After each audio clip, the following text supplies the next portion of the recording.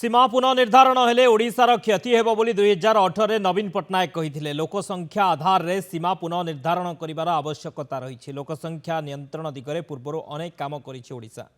ते पूर्व व्यवस्था अनुसार सीमा पुनः निर्धारण हेले ओडिशा पई तबे लोकसभा आसन सीमा पुनर्निर्धारण पई एक कमिशन गठन कराजिबो। सेही कमिशनर सुपारिश अनुसार लोकसभा आसन सीमा पुनर्निर्धारण हेबो।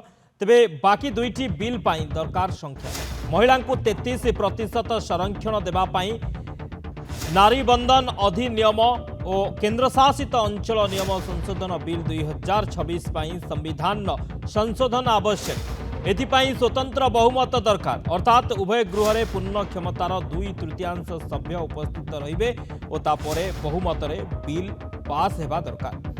जदि किए कक्ष त्याग करे किंबा अनुपस्थित रहे तेबे मैजिक नंबर कमी संख्या दृष्टि सरकार ये दुईटी बिल पास कराइबा कष्ट हो पारे कारण एनडीए रो निजस्व संख्या नहीं।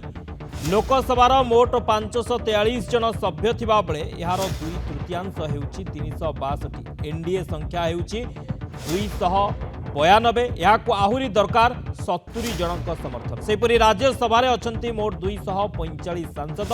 Magic number हेउची 163।